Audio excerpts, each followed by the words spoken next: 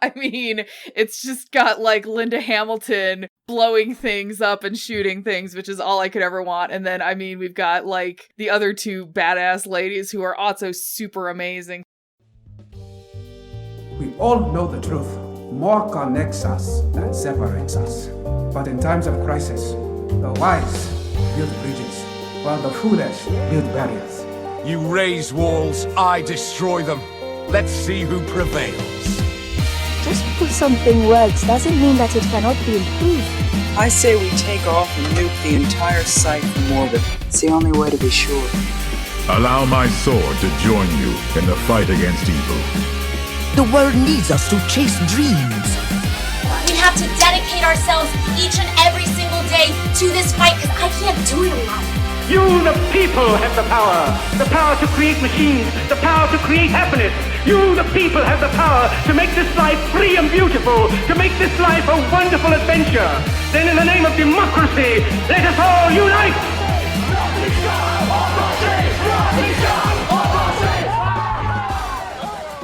Welcome to At the Movies with Terminator Dark Fate. There is no fate but what we make ourselves. And there could not be any other tagline but that. I'm Alex. I'm Trish.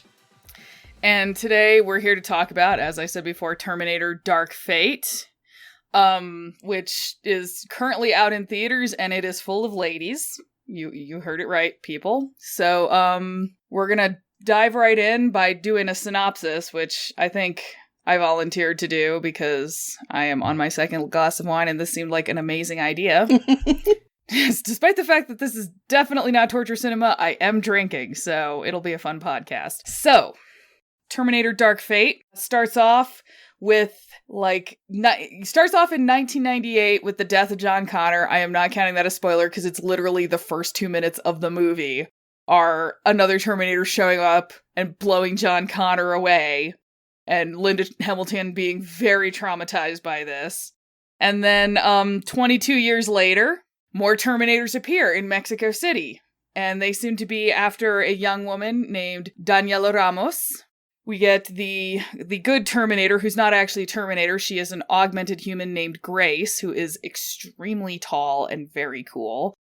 She rescues Danny from the bad Terminator, which is like a combo like of the 101 model and the T-1000, so it's sort of like really spooky and cool, and I'm sure we'll talk about that more. And then they go on the run to do, like the normal Terminator movie thing where someone is being chased by a Terminator. And then after their first epic Terminator-style car chase, Linda fucking Hamilton shows up. And you have all seen this scene in the trailers. And if you haven't seen the trailers, do yourself a favor because everyone needs to see Linda Hamilton as Sarah Connor blowing a Terminator up with a rocket-propelled grenade. Yeah, then Sarah Connor's in the mix, and shit gets real, and we're on the run from a Terminator, and we gotta figure out how to terminate the Terminator. As is the formula for Terminator movies. And I'm not gonna go into any further than that, because then that's spoiler territory. Yep. That sound about right?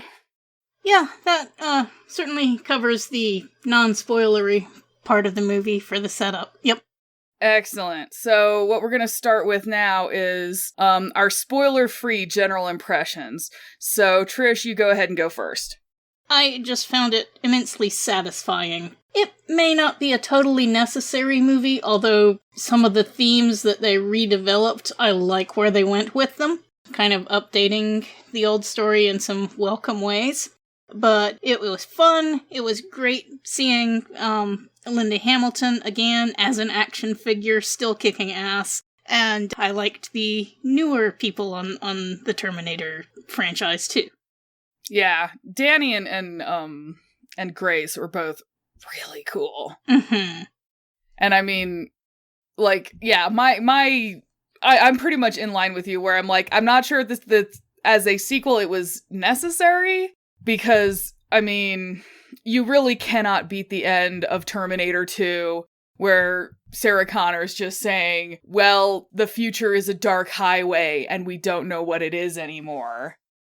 But if there had to be a sequel, which, I mean, gosh, people, it's a shame that they never made a Terminator sequel until now, isn't it? Well, I did like the TV interpretation of what happened after that. I really liked the Sarah Connor Chronicles. I need to watch those. But yeah, it's good, that 20 years later or whatever it is, they finally made another Terminator movie. Yeah.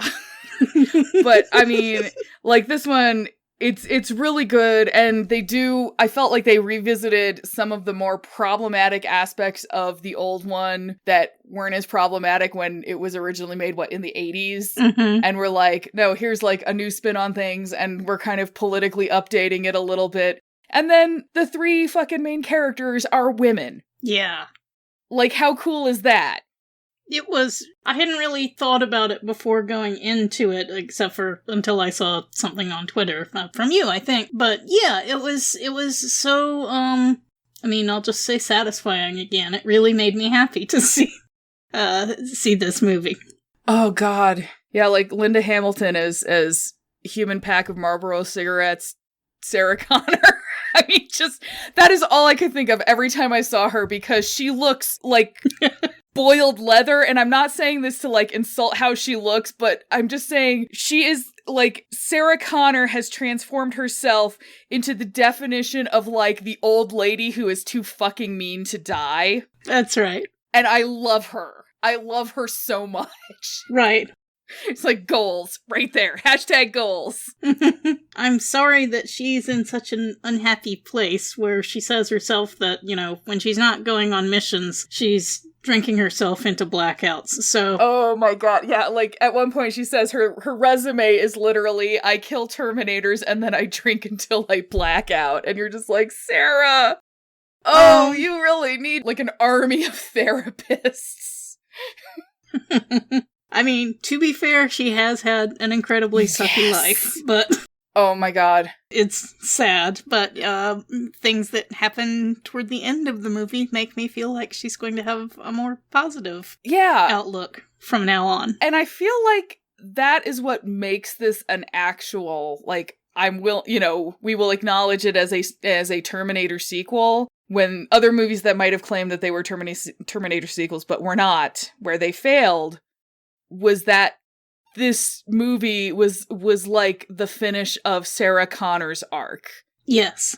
And it's really emotionally satisfying. Like, I don't know, I guess the other movies just forgot that this is Sarah Connor's story. And then in this one, it's giving her an ending that is satisfying and letting her hand it off, which is amazing. Yes. Okay. And I want to go on more about that, but I can't without spoilers. So I guess at this point, we're going to put up the spoiler wall. We'll table that part of the discussion. Yeah, unless you have any other non-spoiler stuff. I don't think it's too spoilery since it's not an important plot point, but I liked at the beginning that Danielle has a job at some kind of car assembly plant where she works there with her brother, and when her brother is about to get laid off and replaced with machines, and she's arguing with the factory manager, he's saying something like, yeah, but you're not him. So we know from the start of the movie that she has some drive and some intelligence and is valued to other people, as opposed to the first Terminator movie where Sarah was, she was just a waitress. Yeah, I mean... Not that waitressing isn't good and hard work, but she wasn't socially valued. What I will say is kind of like watching the first Terminator movie. I remember when I first watched it and I was like, oh my God, what Sarah Connor, why are you such a weenie? Which is really unfair because it's not like any of us would have done any better if we were being chased by a killer robot from the future. Let's be honest. Oh yeah, I mean, considering what happened to her, she coped at the beginning and then she grew. So I'm not saying at all that waitress Sarah Connor was a bad character. I'm just interested that in this movie we get the idea that Danielle is also a person with goals and direction. She's a lot more, like, self-actualized. Yeah. Well, and I was gonna say, like, y'all, if you have not listened to the Torture Cinema episode for Children of the Corn, this is your invitation to do so. But having now seen Linda Hamilton in Children of the Corn, which I think is the movie she did right before the first Terminator, I was like, oh God, it could have been so much worse. Like, at least the first Terminator, you're kind of going, oh, okay, yeah, like on an action movie standard, she's kind of a weenie, but, she's just like a regular person doing the best she can. And then you watch fucking Children of the Corn, where poor Linda Hamilton gets fucking crucified in a cornfield by a bunch of kids. It's sad. It's just like, whew. Yep. It could have been way worse.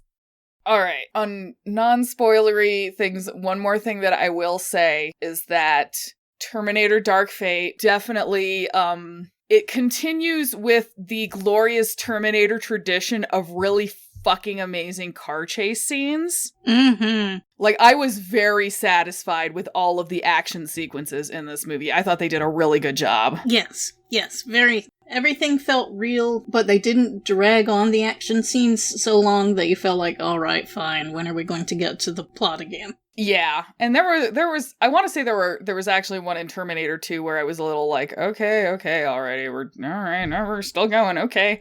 But yeah, this one was really like, they did a great job, and they did a great job kind of figuring out like what Grace could do as an augmented super soldier. Right. And it's really good. So if you liked the Terminator movies and you like action movies and you want to see ladies being really fucking cool, watch this movie. Yep, that pretty much sums it up. All right, shall we put the spoiler wall up? Let's do it. All right, this is the spoiler wall. If you don't want to be spoiled for this Terminator movie, go watch it first. You should go watch it first anyway. Indeed. All right, so spoilers.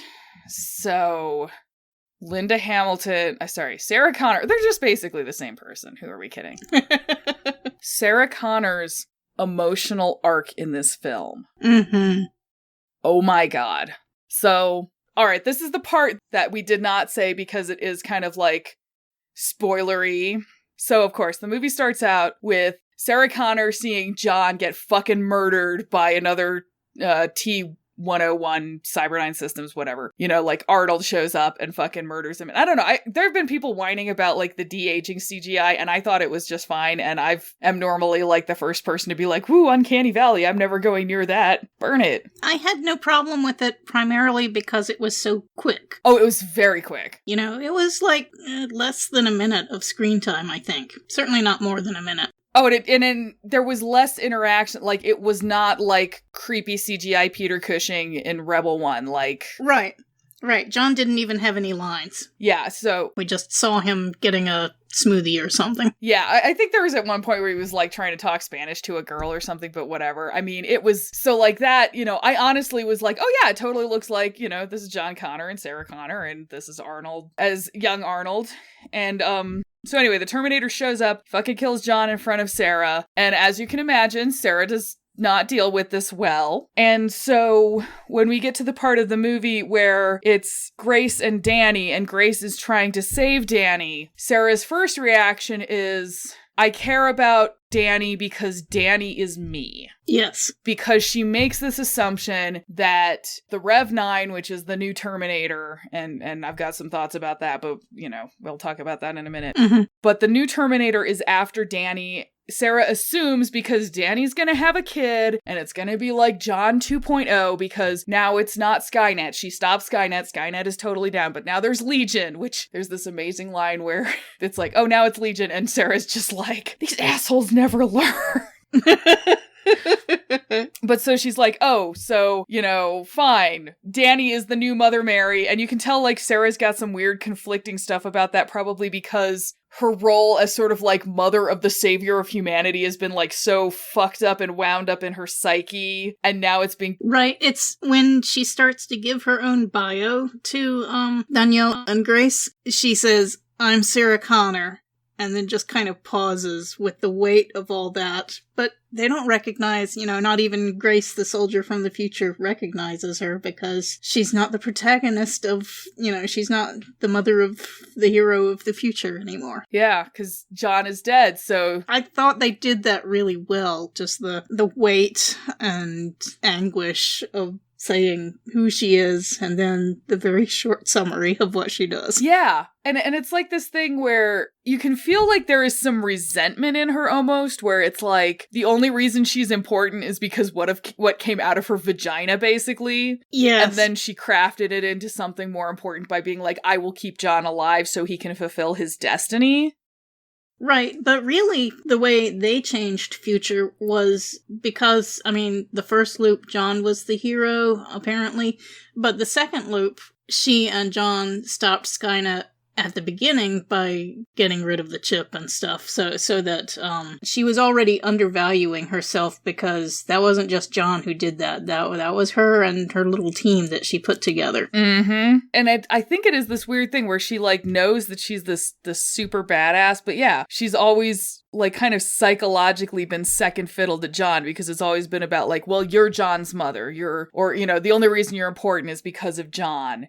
And then when John gets killed, she suddenly doesn't have really a purpose anymore, because, John is no longer there to be the savior of humanity, even though they obviously already stopped Judgment Day because it's 1998 when he dies. Mm-hmm. So, that fucks her up. And then, there's the cool, with Carl, but we'll kind of skip over that for now, because first she's kind of got this weird thing where she's like, okay, Danny is me in this situation where she's going to be the mother of the savior, and you can feel her trying to figure out how to, like, connect with Danny on that level and prepare her for how badly that fucks you up, where, like, that is your only reason for existence and your only importance. And then suddenly what we actually find out, and I actually went and I saw the movie again today, so it actually makes some of how Grace reacts to Sarah make more sense, kind of on the lead up where Sarah's like, oh, you're the mother of the savior or whatever, your womb, blah, blah, blah, blah. And you can tell Grace is just like, oh, shut the fuck up. You don't know anything.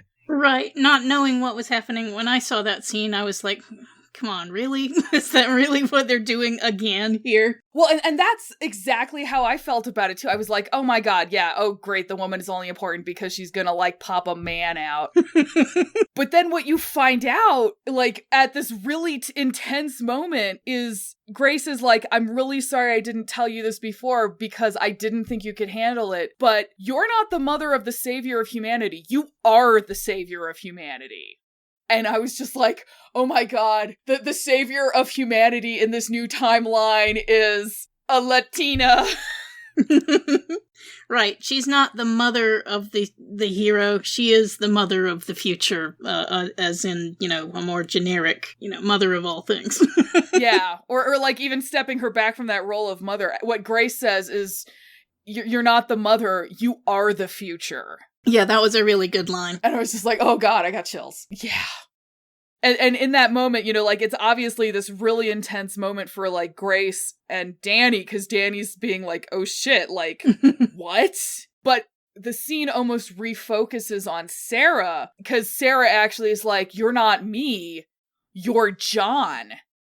And in that moment, the movie is like, okay, Sarah, you couldn't save John, but here is your second chance. Right. And it feels, in a way, even more profound and amazing because it's no longer about a mother defending her son. It's about, Sarah being like, okay, I'm still not, me personally, I'm not the savior of humanity, but I now have a second chance to do what I decided my purpose in life was and make sure that the savior of humanity lives to do her job. Just, yeah. My heart. Yeah, I was like, yeah. Inside. Oh god, it was so good. I'm sorry to say that there weren't that many people in the theater. It was a pretty quiet. I went on a Sunday afternoon, and there just weren't a lot of people there, so I'm sorry that it's not doing well financially. Yeah, that was honestly why I was like, no, I really want to do this podcast, because I don't know. There are some people that the movie is not working for, and that's totally fine. It's super valid, but I just... like, the emotional story that Sarah Connor gets in this movie is just so good. And it is everything that Sarah Connor deserved. And I'm getting, like, a little choked up about it. Right. I just think it's great how the character of Sarah Connor was respected and given space, and the way that her character was reflected off of Danny's, so you get more perspective on it. I just think they did really a great... This wasn't just an action movie. It had some important things to say about people and, well, destiny. It's always had things to say about destiny, but, it was not just an action movie by any means. Yeah, Terminator's always been very concerned about the idea of fate, because it is nothing but a franchise composed of bullshit time loops, right? And, I will say, like... as you chose the tagline was, there is no fate but what we make for ourselves. And in Terminator Dark Fate, the person who says that is not actually Sarah. It's Grace. Right. Who says it to Danny as something that Danny told her. And so you get this weird chain where you're like, okay, Grace says this to Danny, but that's something that Sarah said all the fucking way back before Terminator 2, because apparently that was something she told John. That was really great. And just while we're on that topic of things that were redone from the earlier movies, the whole speech about Sarah was telling Danny, you can't take stupid risks for yourself. You have to be careful. We protect you. You can't take these dumb risks and try to save other people. Right? That whole thing, I think, was really close to word for word. I haven't gone back and checked if it is. But the speech that Sarah gives John when, right after they've escaped from the asylum, pretty much close to it. So I really liked the echoes. I think you're right. Well, and I think kind of what also makes that a little poignant is both times when Sarah makes that speech to the person she's trying to protect, even though I think at that point she doesn't realize that Danny has basically taken over John Connor's role, is that the thing that would have made John Connor special if the Skynet future had happened, and then when Grace tells us about Danny, what makes Danny so special is that when you tell them, well, you can only think of yourself because you have this important role, their reaction is, fuck that, because I care about people. And that caring about people is what makes them like that savior figure. Right. They wouldn't be the leaders they were, or the leaders they become, if they didn't care about people. Mm-hmm. So it's just always that weird loopy irony of like, oh, you can't care about people. But no, caring about people is actually what is going to enable you to beat back the machines and save humanity. Ugh. Like, did anyone think they were going to get like, a philosophical treatise on the Terminator tonight? Well, speaking of philosophies, I think it really had some interesting things to say about the great man theory of history. Ooh. Because first, John Connor was the hero of the revolution, and the AIs sent back a Terminator because they were scared of this great man. But he died, and the battle goes on in the future, but guess what? Another hero arises, and this time it's a Latina woman. And so, maybe the robots are wrong about there being great people leading the cause. Maybe it's just that there are revolutions opposed to them and leaders will arise, whatever the circumstances. Someone will lead. Someone will come forth. Oh, that's an interesting thought, where if it's like, are the robots going, okay, I have to go kill this one human because this one human is really making my life difficult. And so the humans are like, oh, we have to like...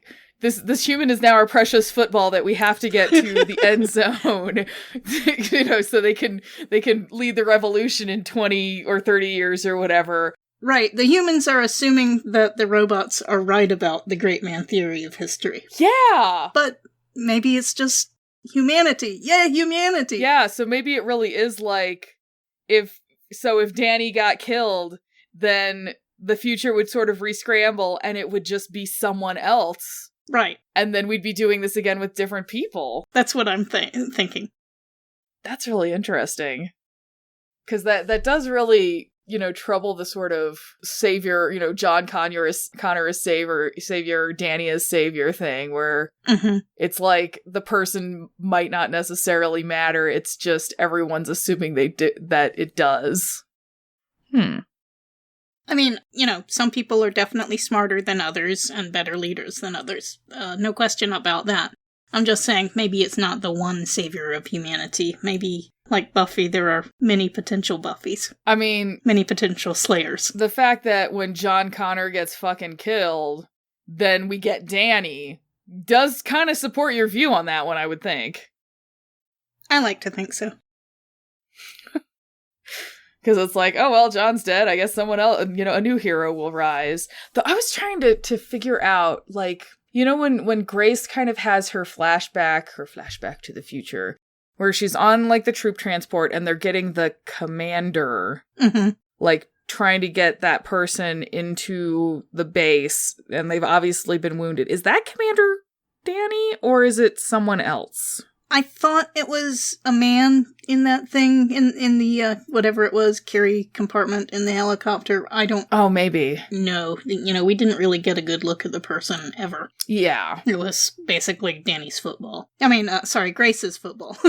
Yeah, because that was just, they always had, like, a mask. Yeah, it was the football that Grace needed to run in and get, like, horribly stabbed so she could be like, I want to be an enhanced super soldier and get sent into the past.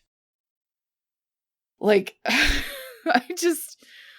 Okay, so the Rev 9, I want to mention about the Rev 9 as, like, the new version of the evil Terminator, where it's, like, a combo T-1000 and T-101, where it has, like, a regular exoskeleton that is not quite as beefy as, like, the T-101 exoskeletons that we see, and then it has sort of a living metal component, so... I mean, they did some really cool shit with it, where, like, the Rev 9 skin will, like, sort of separate from the endoskeleton, and they'll both be kind of, like, doing different things. Right, that seemed to be the primary advantage of this new creation, is that now it can double team its target. Yeah, though was it me, or I felt like there was definitely a significant decrease in performance when it was separated like that. Like, it did some kind of dumb stuff. Like, you know, maybe it's like, oh, I can be two separate entities, but, ooh, that requires a lot more processing power.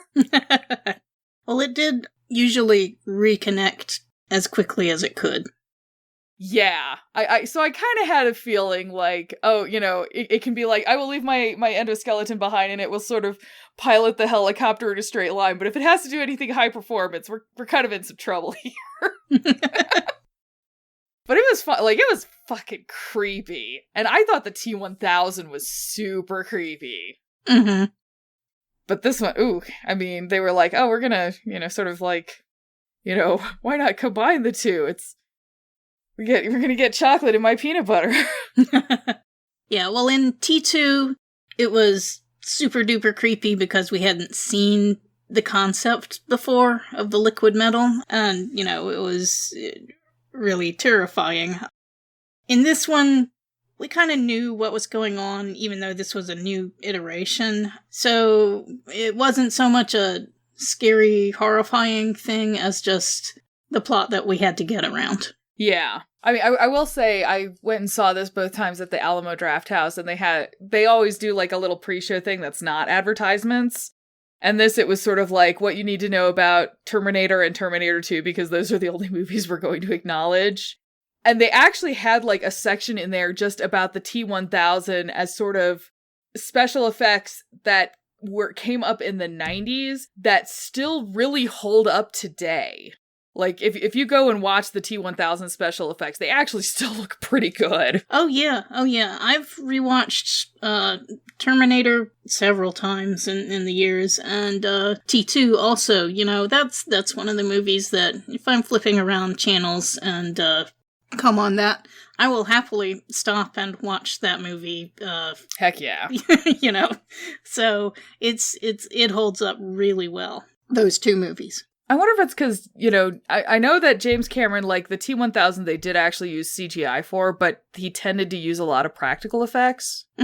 Though, I mean, I also will say, like, so the way the movie opens, actually, before we get to see John Connor get, like, fucking killed, or it's somewhere in there. So, like, the movie starts out and they actually replay part of the video of Sarah Connor in the insane asylum talking about Judgment Day, which is just... Which I think is the way that every Terminator movie should open. Yeah. Oh god, it's intense. Like, it just starts out and you're like, ooh, okay, we're starting out real intense here. But then you get, like, this, you know, the sort of typical kind of Terminator open where, you know, you see a beach and then you think there's, like, shells on it, but then you realize it's skulls, and then you get, like, the sort of Terminator endoskeletons walking out of the water. Right. And while later on, like, in some of the scenes, like, where there's the kind of, like, the troop transport and all that Grace is on, the technology starts to look really kind of different from what we saw in the T2 future. Mm-hmm. That opening shot where Sarah Connor's talking about it felt like going right back into Terminator 2. Yeah, I think they did a really good job of just, refreshing our memories on some of those notes without trying to retell the whole story again. I think probably there aren't too many people who are going to see this movie who haven't seen the first two. Yeah. And so you really didn't need a lot of recapping, and I thought they hit the right note of how much, here's what happened, okay, let's go. Yeah, I agree. And I think some of it was sort of like touching on the nostalgia stuff, because there's definitely a lot of callbacks that you can tell they kind of put in the movie just because it was like, hey guys, here's like reaching back to Terminator 2. Here's the nostalgia moment of it. Like, I mean, Sarah Connor getting to say, I'll be back, which was hilarious. And I mean, the entire presence of Arnold in this movie. Yeah, I'm glad that they brought him back for the movie. He gave, just having Sarah would have been fine, but I thought that he rounded it out nicely. And having the different Carl persona rather than... Yes, Carl. Rather than what we had in T2, I was very interested by the fact that with no mission, with having concluded his mission, or its mission, the Terminator decided to just blend in with humanity, and it got infected with human interests and motivations, and not caring like a human would maybe, but obviously putting value in his wife or whatever and adopted son. So yeah, I was rather interested in how they did that. Yeah, I thought I really like that just because you see those little hints of, like Grace saying, so you grew a conscience, and he was like, yeah, something like that. Right. Or Danny asking him, oh, do you love them? And him going, not like a human can. But I used to think that was a strength, and now I know that it's not. Yeah, that was really, really nice. I mean, it also gave us the fucking best scene in the entire movie, which was him talking about drapes. Yeah! It does make me a little wonder about, in the interim, what made this T-101 settle on drapes as the way in which it was going to support itself and its new family? Was just... Right? What led to that happening? Why, how did he learn that little girls should have balloons and butterflies for their draperies instead of solid colors, Yeah. And he's just like, I said, no! You cannot do it! She must have balloons! And Carl seemed to feel strongly about that. Yeah, he had some fucking opinion. It wasn't just, these are the rules for draperies. It was, yeah, that parent was making a wrong moral choice. I really loved that. And I mean, honestly, I really liked the thing where Sarah Connor was like, oh, your wife hasn't noticed you weigh like 400 pounds. And he's like, ours is not a physical relationship. She appreciated that I could change diapers efficiently and without complaint. Indeed. Those are valuable qualities. Yeah, I was like, you could do a lot worse than that. So I am trying to figure out, is the character, the military guy character, is it Major Dean? Who's the guy that brings... Just the major who provides the EMP case. Yeah, is he like from a earlier Terminator movie, or is he just like, a random NPC that Sarah Connor made up because she needed a guy who could bring her an EMP that would get blown up by the Rev 9? Well, we saw in T2 that Sarah really liked making a lot of connections with a lot of people who could be valuable. But we also know that she went on a lot of missions to kill robots, and it's possible that she met up with this major during one of those, because he seemed to know something about what was going on. He was not surprised by what was going on, And, I think his original plan was to drop off the suitcase and go. But when he ended up being on the mission with them, he wasn't really surprised by things that were happening. So I think it's possible that she met him on one of her interval Terminator killings. Maybe that's it. Because it's like, the way he appeared is I kept feeling like he must be someone who was some way tied into, like, T2, but I haven't been able to find anything like that, so I guess he's just, like, a dude she knows, which is okay. Who knows?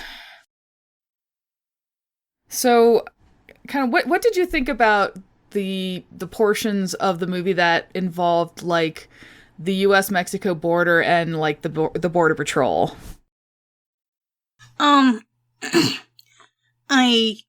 I think that they were important to be included as an update, because in T2, Linda Hamilton apparently has just been traveling very freely wherever she wants to.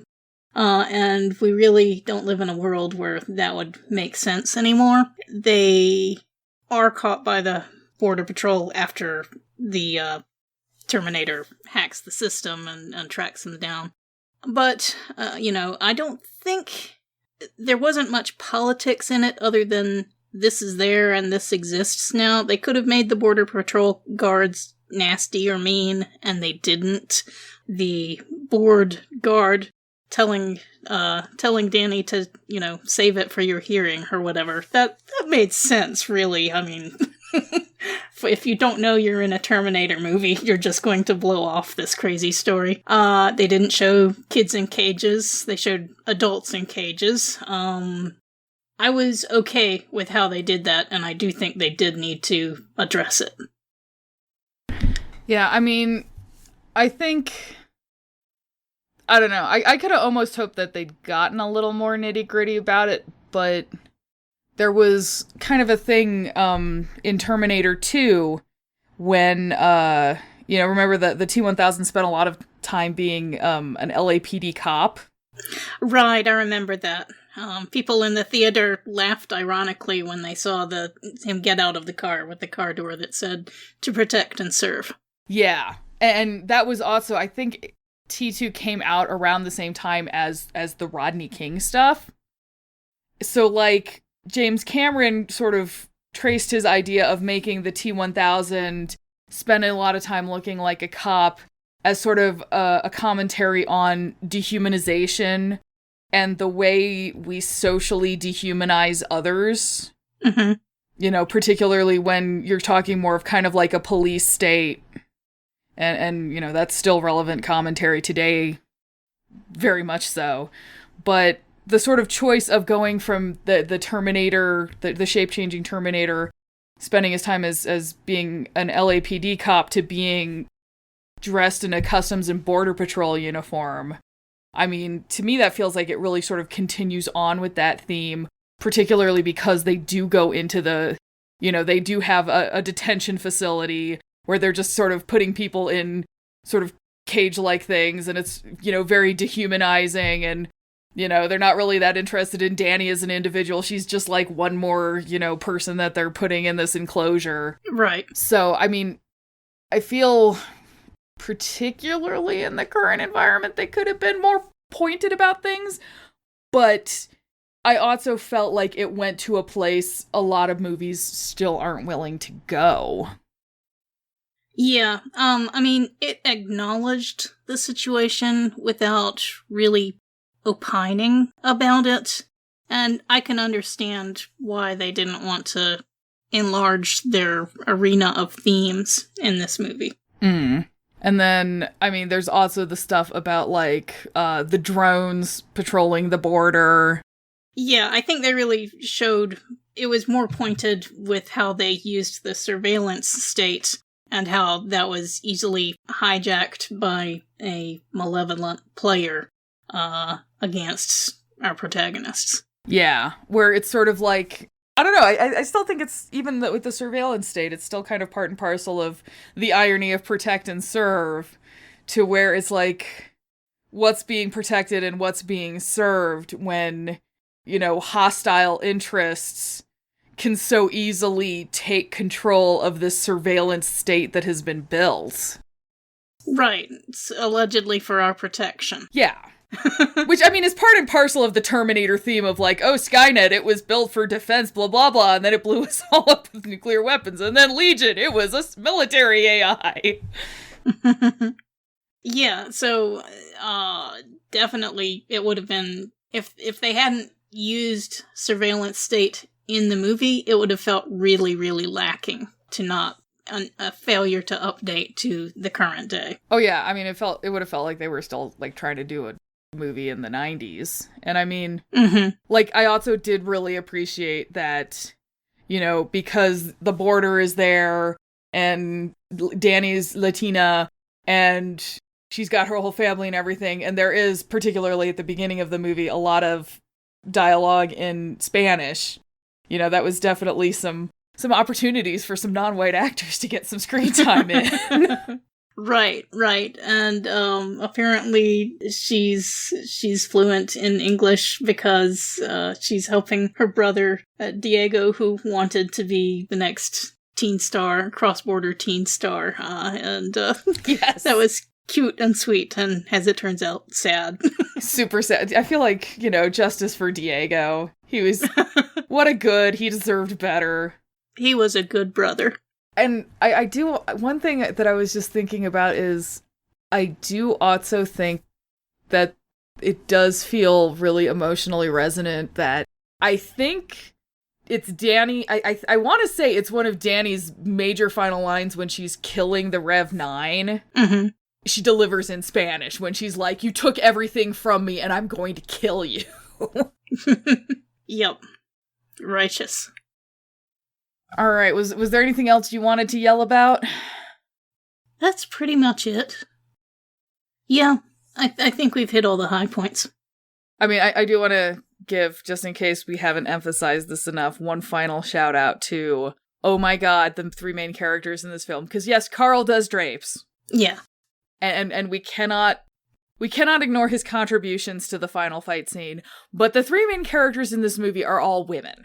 It's amazing. It's women fighting for each other. Yeah, and I like there are three strong women, and they're strong in slightly different ways. They're not all the same angry fighting woman. They're, they have different focuses, different strengths, different personalities, and I really liked that too. Yeah, because I feel like, Danny, you can see her becoming sort of more of the competent shoot-'em-up character toward the end, but her definite, like, her superpower is never about shooting things. It's always about caring about other people and motivating them, and oh my god, like, the final scene between her and Grace, I was just like, I'm gonna cry! Oh, yeah. Yeah, I'm sorry. I'm not. Right? Yeah. My heart! Yes. Just breaking! Yeah, that was just amazing. Yeah, it's and I mean, I think it says really amazing things about the lady who plays Danny, that you find it so believable that someone would be like, all right, I'm gonna be, go through all this shit to become an enhanced super soldier, go back to the past and sacrifice my life for you and will not regret any second of it because you're fucking amazing. Right. So that was Natalia Reyes. Yes. And also, of course, big props to Mackenzie Davis, who played Grace. Yes. Mackenzie Davis was great, and I will definitely look for her movies in the future. I mean, her co-stars, Mackenzie Davis's right arm and Mackenzie Davis's left arm. I'm just saying, guys, if you are straight going into this movie, you will not be straight coming out of it. Just warning you right there. All right, so I think that is all I wanted to just scream about as well. So let's have our final thoughts and grades. Go ahead and go, Trish. Final thoughts. An incredibly satisfying summary to the Terminator movies. I kind of hope there aren't any more, but if they do something else along these lines, I would certainly go see it too. And my grade, A. Nice. I'm wavering between A and A+, but I'll say A. I think we're gonna find that we agree. So my final thoughts is, oh my god, the ladies. I mean, just it was good, and just it totally gives Sarah Connor's emotional arc like some good closure, and it sort of backtracks and apologizes to us for making the first two movies all about what's going on with Sarah Connor's vagina, and I mean, it's just got like Linda Hamilton blowing things up and shooting things, which is all I could ever want. And then, I mean, we've got like the other two badass ladies who are also super amazing. So, I mean, I love the movie. I watched it at a sneak preview, and then I watched it a second time, and I loved it just as much the second time. So, I am also gonna give it an A. So, hey, it's an A. It was easy to average. Yay! So, it is an A movie, guys. Go see it. See the cool ladies. Yes. And listen to Carl's amazing thing about Drake. Absolutely. All right, and then I will say, and thank you listeners for joining us for our discussion of Terminator Dark Fate. If you would like to drop us a line, you can do so through email at skiffyandfanty@gmail.com or on Twitter at skiffyandfanty. Don't forget we have awesome book reviews at skiffyandfanty.com and fun booktube videos at youtube.com/skiffyandfanty. If you don't want to miss anything we do in all the places we do things, sign up for our newsletter at skiffyandfanty.com/newsletter. Finally, if you like what we do, please support us at patreon.com/skiffyandfanty. And, yeah, that's it. I'm not Sean. I have never been Sean. And so I'm gonna say, you're welcome, citizens. You're welcome. Talk to you later.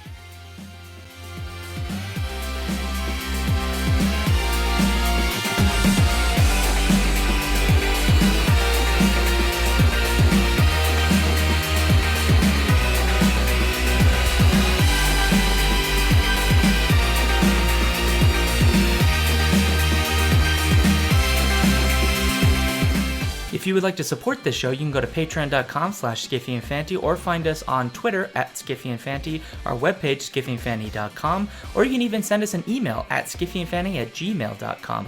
The intro music for this podcast was taken from Rock Thing by Creo. You can find out more about their music on freemusicarchive.org.